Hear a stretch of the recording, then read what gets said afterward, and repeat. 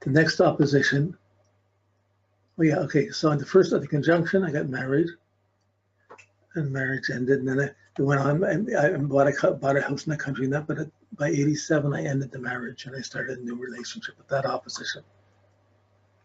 It didn't last that long, but anyways, that was the opposition.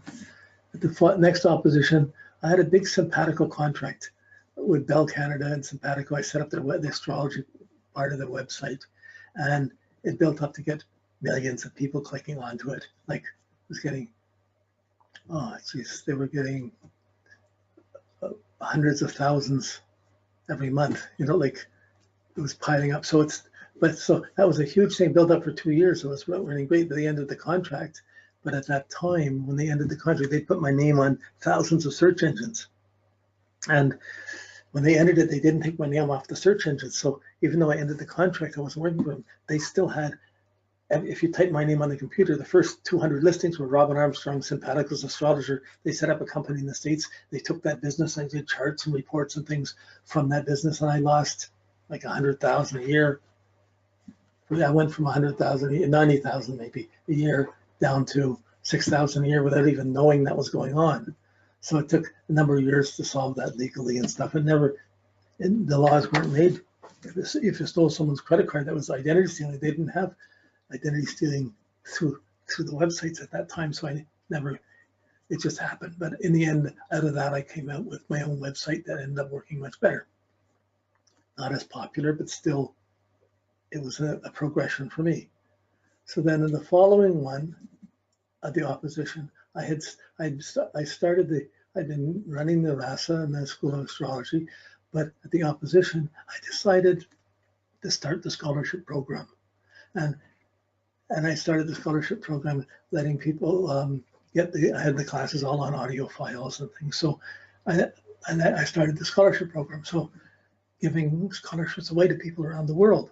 They wouldn't have been my clients anyways, because they wouldn't have been there to see me, but because the internet opened up, I was able to give my classes away to people. So now, over 6 years, it became, now it's 8 years, but there's over 1,000 students in 75 different countries that have received the scholarship, that are studying through. So now we're working on the webinars, which hopefully will eventually make video clips instead of the audio clips, and up the ante again. So there were difficult things, but there were good things that happened. So you could say Jupiter is good, but there's puzzles that come with it. This is my main point around it. You can't just say, oh, it's lucky. When Jupiter's coming up the conjunctive Sun, you're trying to see, you have to understand how someone's thinking, how they're working something to figure out how it's going to go. And each person has their own story, their own principles, their own turning points, their own tests. If you're going to see when you've run across special teachers, I could go through my thing and say, oh, I met this teacher here, met this master here, met this teacher there, I learned from this bad guy there, or this. I could put those things in, and I get a whole other insight because Jupiter's the teacher. And what you're learning, what school you're taking, what you're studying is really relevant to your Jupiter. I built up an astrology library, a mystical library, not just astrology. It was the IEO Research Library of Divine Sciences, Parapsychology, and the Healing Arts. So it had all these, it was 75,000 books. I lived in it for 30 years. So I had a mystical understanding. I was living around and having around me day to day for 30 years as I was teaching astrology. It really helped me grow my understanding and my wisdom a lot. It didn't necessarily solve my wisdom about relationships, but it did expand me to see the different teachings around the world. So teachers, learning, adjustment, so many ways this can happen. So you have to see how you try and, this really should have helped you fill in a lot of pieces on your monthly history. The Excel sheet with your monthly history, you put them in, you get them in. But these will come up because they'll overlap with other cycles will come up on top of these. You might have a Uranus or a Pluto thing coming in that magnifies what happens while you're struggling to learn or make an adjustment. Of course, there's times when it's not struggling. You've got your mindset and your understanding, you're just going with it, and other things can still happen.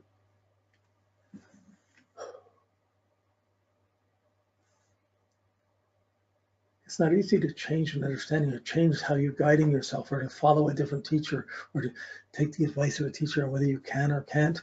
That's a Jupiter mystery. Okay, and the last cycle is Jupiter to the angles.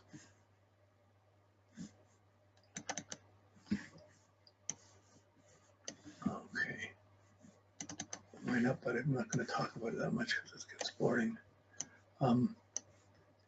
I mean, these are, so when we're looking at the whole cycle, 3 years seems very fast time. But when we go to Mars, it's much faster, and it works inside the Jupiter cycle, inside the Jupiter phases, and you can then make sense of it a lot more. But Jupiter across the angles, it's going to be different because some people have angles that are square each other, but most people, their angles could be 60 degrees apart. The ascendant and heaven can be 60 degrees apart or 120 degrees apart.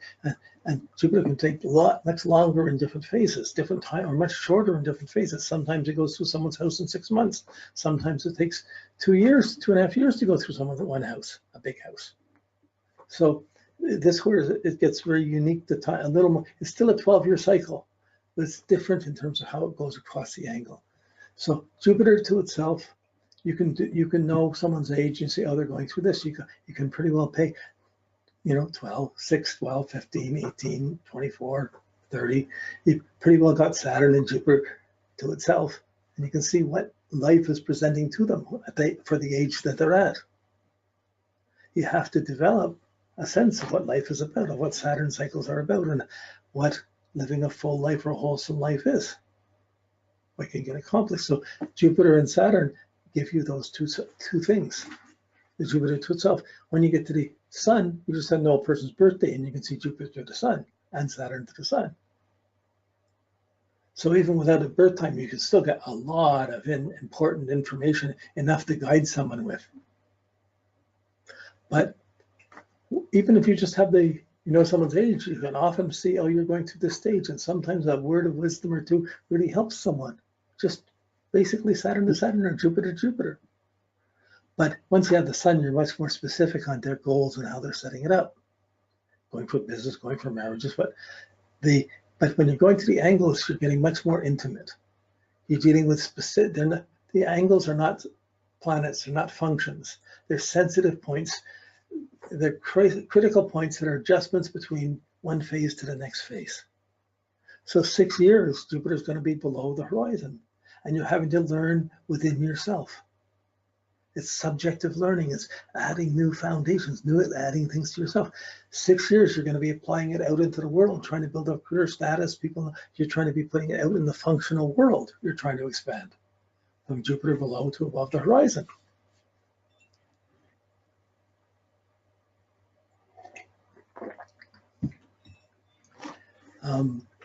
So that's the basic thing. That's the thing you see most of 6 years. You're trying to expand and learn things out in the world, applying things out. In 6 years, you have to go in and you're trying to regroup and figure things out within yourself. But many people have jobs that have been longer than 12 years, or in the job for many times, and they're going to see these phases of when they're being more demands or having to live up to things, or when they have to find time for themselves or learn more about themselves. And each one is putting the expansion in a certain area at the expense of the other. So if Jupiter's up towards your midheaven, you're going to be so functionally active. There's almost no time to be at home. You may buy a house, you may start a new business, set up things, but you're not going to have time to be at home. You're going to have to be maintaining all of that. When Jupiter goes below the horizon, gets down to the IC, you're going to want to be spending time at home, wanting to be living your own way. You're not going to want to put more demands out into the world, more than is necessary. Saturn determines what's necessary.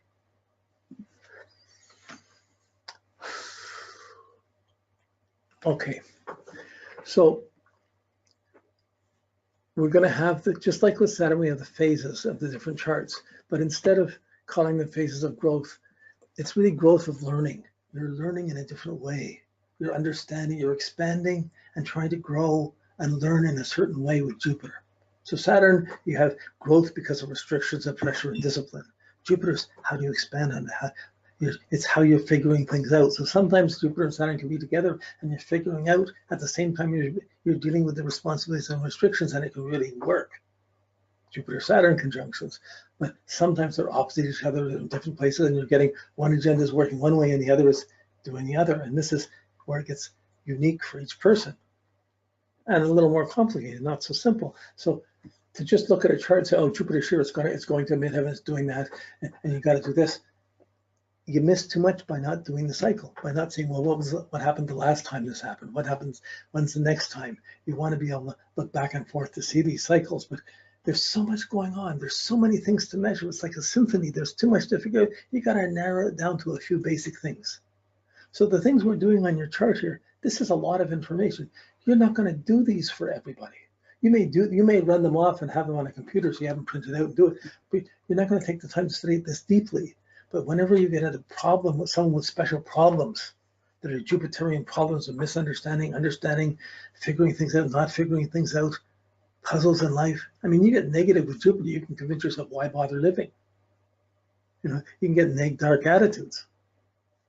Or just be living in happy hour. Why not? Everybody's drinking, why not? Why should I do without a drink? There's so many diluted attitudes one can get. And there's many branches of society, different places where you can get help to learn how to fix these problems. But before you can fix a problem, you have to realize something is a problem. And when you're the problem, it's hard to see that. Okay, I say that, and as soon as I say that, I start sweating because I may have been a problem for other people all my life. And I just feel self-justified in doing things. But my planets are mostly below the horizon. So I get myself together, and that's what I do. But how much functional togetherness it is, how much I challenge things, or how much I was in adversarial modes or challenging modes to what's functional.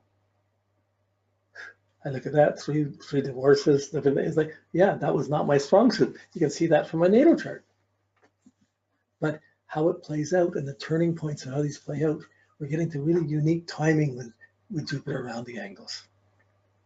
So wherever there, like when Saturn shows, before Saturn shows, there's always a restriction, a depression, a boredom, a frustration. And then by dealing with the pressure and making the effort, you grow. It's different with Jupiter. Jupiter's always a whole bunch of things are opening up, or things are there, or our understanding is blossoming, good or bad. And it's hard to change your understanding from being on a roll to saying I can't keep going on the roll. So the problems are often exaggeration, doing too much, pushing out too much, putting out the wrong things, pushing out the wrong attitudes. There's a tendency of exaggerating where Jupiter is. So they're expansions, but sometimes too much expansion for identity makes us so self-centered, everybody's going to back off. Some people may believe. Depends how much work you've done. You know, Jupiter could be on your, say, oh, it's a great time to move. You buy a house, but you decide, I got to buy a huge house. I can't really afford it, but I'm going to get it. And then you may lose it in a while, but so having so much debt. So you can't just, it's not just simple go or not go. Opportunities come up when Jupiter touches something. Jupiter's the planet of opportunity. Opportunities show up, but your understanding of what's valid and what's not, what's worth going, what you can pull off, what you're ready for, that's the wisdom of Jupiter. That's where you're trying to figure out if someone's got that. And you can't assume it from looking at the chart. You can see the timings, you can see the predispositions to that, but you have to observe the person, see if they're living in touch with it or not. If someone's in touch with it, it's easy. Jupiter's just an affirmation cycle. But if someone's not and they're doing things not correctly, well, it's hard to tell them that you can improve this. You should go back to school. Oh, I'm not going back to school. I just got out. You know, like someone in their 20s and they just finished school. They don't want to go back, and they might be better to back up a little bit more, get a bit more before they go, but they won't listen to it. That's a Jupiter. Puzzle. So you expect multiple things or expansions or abundance of things or exaggeration of things wherever Jupiter is. Suddenly there's a whole bunch of too many directions or too much of something, or seemingly, wow, it's blossoming, I'm getting a lot, but it's going to be hard. So you meet 10 people, and suddenly you got 10 new friends, but how do you keep up with all the commitments of living up to seeing each friend, calling each friend? The Saturn time demands for each opportunity are hard to live up to with your Martian energy. So this integrity, Jupiter is the magic of how to integrate, how to work this, how to figure, I want to go on a trip, but I'm going to have to work like hell through the winter so I can get the time off and have some money actually went to go on the trip or to move or to do whatever. If babies don't come in or jobs don't make demands or other things along the way.